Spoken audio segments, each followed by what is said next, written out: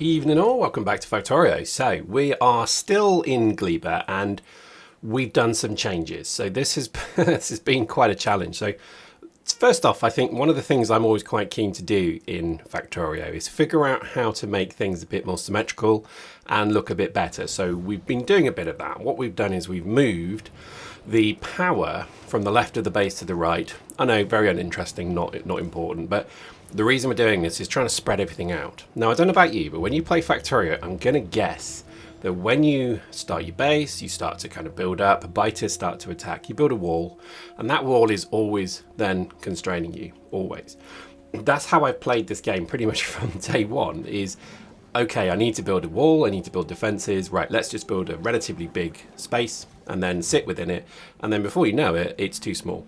Well, that's happened multiple times, so still kind of an issue, I guess, a risk of it here, but we'll see. Let's see how we get on. I think this is going to be something that will, as we used to say in the UK, we'll suck it and see. It sounds rude, it's not meant to be, but there we go. A lot of what I'm trying to do with Gleba is to make it a lovely kind of belt-driven, not too many bots doing things base. I really do enjoy the mechanics of Gleba, even though they're annoying and frustrating. The fact that things spoil is frustrating and you have to figure out how to do that. But anyway, this video is to look at that. A lot of the thought process is to try and then have waste, or let's say, well, yeah, waste is the right thing to call it, channel through to these engines, because really you're making most of your power from burning the waste, aren't you? And so a lot of what I was trying to think was, right, let's just build, as you can see, a large conveyor, series of 4 conveyor belts, all kind of feeding through. That will just go straight through the center of the base once it's done. And if that's it really, it will then push through all of the surplus materials to be burnt, and then that produces power. Everything else can then be sorted out. So Yamako, is it Yamato, Yamako? I think of Tamako from Simpsons every time.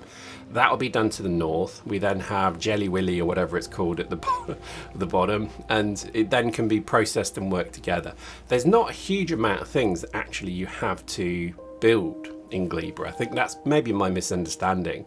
Bioflux, nutrients, these are all relatively straightforward things, but I think a lot of it is just trying to figure out how to do it easily, really. We've got fusion power here now as well, so this kind of burning regime is not necessarily always for power now. Having got fusion power running, I think it's just going to mean that this is something more of a kind of waste disposal. So let's see how it goes. I think my kind of feeling with this is it's going to take a bit of time to get this right. So this video is kind of like an intro to that, because I can see I'm going to spend hours offline not doing a video of it, because I don't really want to just bore you all with a huge amount of kind of, hey, I did this today. I'd rather just kind of talk you through the process, the mindset, and then we'll figure it out. Fun fact. Fusion power, for some reason I had like an elderly moment. Something happened in my brain, a brain fart if you will, that forgot that you have to cool down I can't remember, the thermocatona, the kericatona fluid. Kericatona is a very, very famous person in the UK. Google her, you shall see a woman of incredible moral standards. So it took me a while. So you see here the cooling station at the top. Yeah, I forgot to put that in, and I spent ages looking at this thing trying to work out, why is it not working, what's happened to it, going back to the ship, looking at the ship, on the design on the ship, and I just forgot to include the cryo station thing to cool the fluid. So, you know, fun fact, that took an awful lot of time to figure out, but there we go. I think the fusion power is very good because it just means you have a basis. Now, I do want to continue having things like turbines here, so I think we'll continue that that process. But it's going to take a bit of time, I suspect, to kind of get this base to where I want it to be. It's just simple things like the cliff explosives being built on Vulcanus, all of the quality things that I'm building is pretty much being done on Nauvis, so it's just a bit of a pain trying to get everything aligned and everything built. The design here I'm not mad on, because again I was just trying to sort of find a balance between 4 belts of, I guess, burnt material versus how best to do that. So I think just the reality is we're just going to be destroying an awful lot of stuff in this game. because we just can't use it. And I think things spoil, so it's best just to burn it as well. So fun fact, fun times. We'll continue to sort of figure out how best to optimize this. I hate this design, but for now it will do. Plus, kudos to Wube for making one offshore pump manage all of these steam things. That's pretty cool. I'm kind of glad that they changed that. It just feels like fluids now are just incredibly abundant, which is probably a good thing.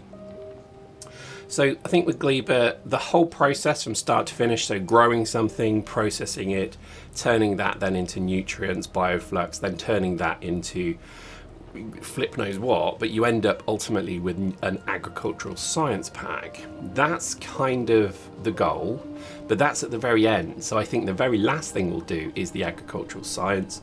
In the last video, I looked at how to do pentapod egg production, because that looks like it's going to be a bit of a bottleneck. So that's just something, again, that I'm working on. This is really just trying to figure out the throughput of all of these. So 4 blue belts of, let's say, stuff to burn. How many burning furnaces things do I need?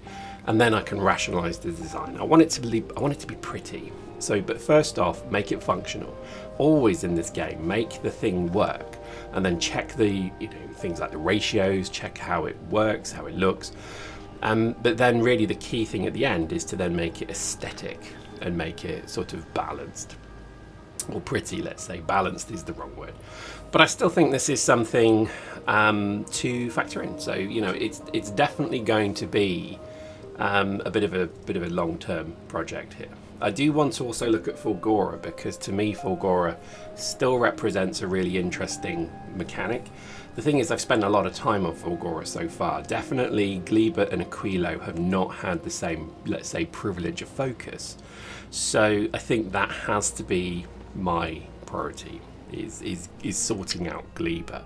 Making Gleba just something that's a little bit more functional. Where else are we going in the game? So obviously in the game we've been looking to try and get to the Shattered Planet. That's again sort of on the back burner for now, because I don't really need the Prometheum research. We'll probably look at that next video. I think we'll go and start to look at how to do that. I've been upgrading the HMS Slightly Beige, or Strangely Beige, to try and figure out how best to kind of mass produce ammo, because that feels like it's going to be the big bottleneck.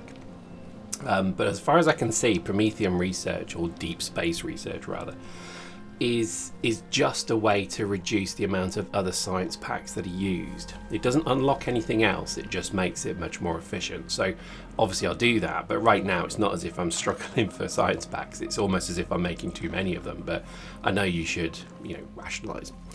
A lot of the time I find with Gleba as well is you're trying to kind of fight that spoilage mountain. And I think this is something that I've kind of done quite well, actually. I'm quite proud of what I've built in the end, but I think it still doesn't feel quite right. So we've got like 3 belts where we should be using 1. I saw in the comments, a very lovely comment, and I'll post in the description who did this, because you're a star, that you can actually set the arms to pull most spoiled first, which is really good. So if something's going off, you can actually get the arms to pull those off the belt first, which is good. So do a bit of experiment with that, but I think at the moment a lot of the focus is trying to figure out how best to push forward. As you can see, it's just a mess. Like, everything is just built quickly to try and get science rolling. Now it's a case of making it work. So the four conveyor belt system you just saw there, that's only temporary. We're going to obviously rebuild that. I think almost all of this is going to be rebuilt, to be honest with you. We've got a giant stone train here, or rather a stone area that's now full of stone, so it's not going to be easy to move. Yeah, so it's going to be a bit of a travel, bit of a challenge, but I think that's kind of what I wanted to do. Plus, I mean, one of the things that really does annoy me actually is by trying to do perfect power pole distribution, like you see here in this grid system, is all very good and well, but then when you start to unlock legendary level substations, it all kind of goes a bit wrong. So we've got 2 different types of power network now. So it just needs a bit of focus. All of these machines, like that one, doesn't work. If you can spot the issue, post in the comments what you can see what it is. I see it and I realize how stupid I am, but there we go. And I think the machines to the right, they need a bit of a bit of love, and you can see it's jammed on the conveyor out on the right as well. So just so many things wrong with this base. I would say, like, you know, this is the one planet that I think I probably spent a week on. Like all of the other ones, I would say I was pretty quick. I mean, Nauvis I spent ages because I built a mega base. I just wanted to have a huge kind of city block mega base, and in the end it was pointless. It really did no benefit to me whatsoever. It looks nice, but it doesn't really do anything, so that's been a bit of a shame.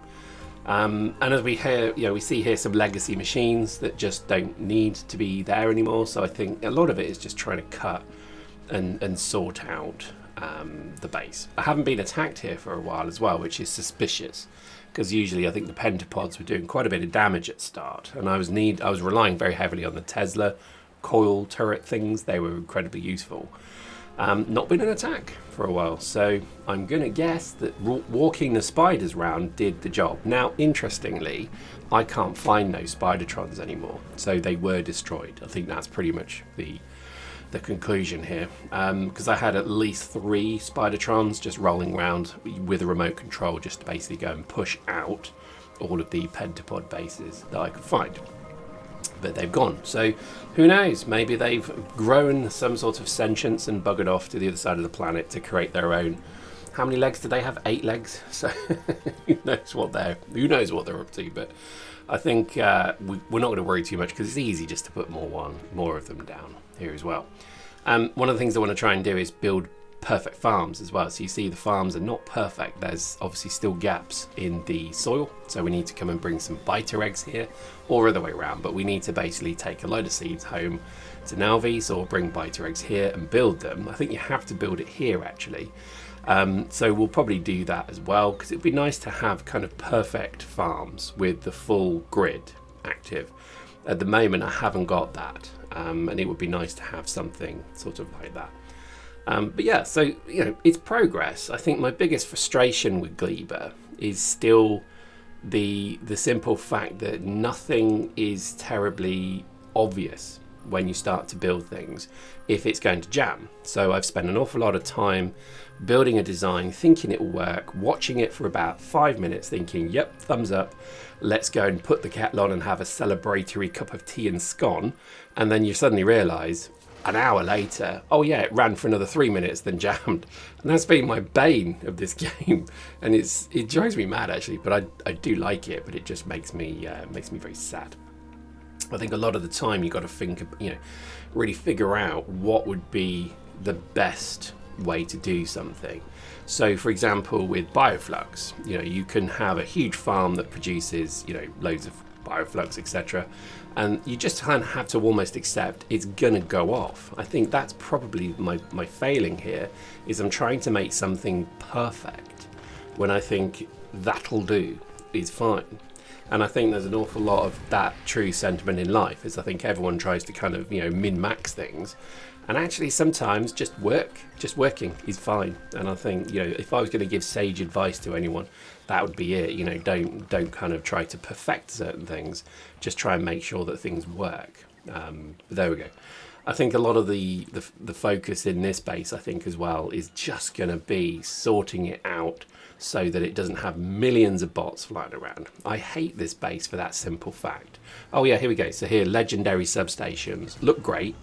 Obviously it causes a bit of challenge, and I think for now we'll put lots of roboports down, but I think ultimately we'll probably get rid of them. I would like to have almost 0 bots in at least one base. I mean, Aquilo is a good example probably here, because you can't run huge quantities of bots on Aquilo because just the power drain on them is astronomical. So it feels like the best place to try and do that would be there, but I do want to maybe think about just generally a playthrough without really having that many bots. I think I've become even more reliant on bots, which is ironic because if you look at Nauvis, that mega base, there's barely any bots. Everything is pretty much belted. And I think that's what I need to copy over to here. In fact, that's a really interesting point, because foundations, I've unlocked them, and I've produced thousands of foundations, the good ones that allow you to build anywhere, and I haven't really used them yet. So I think that might be the sort of next step, is to think about, okay, on Volcanus, for example, would it be good to now put that into a mini city block style base? It doesn't feel like it would make an awful lot of sense, but it would look nice. And I think that then starts an interesting kind of grid expansion bit of gameplay, because I like the Demolishers. I think they're still the most interesting NPC in this whole game, and I think it would be really interesting to see, like a mega base that slowly expands over time, and how that looks. Interesting thing with Yamato, Tobacco, whatever it is, production, you see here, the issue I've had again is the vast quantity of output is not designed very well there. So you see it works, it fills four whole belts easily with the very quick perishing Yamako mash. But the problem with that is you probably could do more. Using things like productivity modules, etc.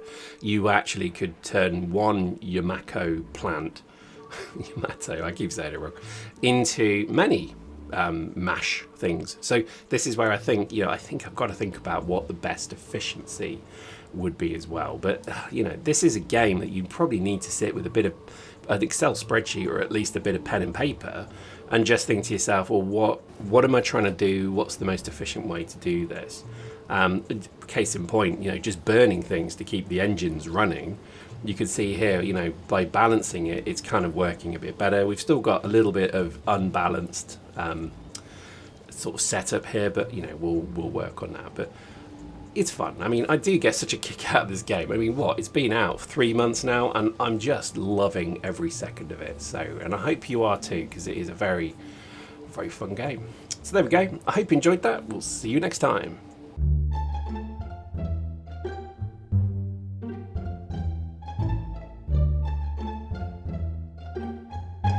You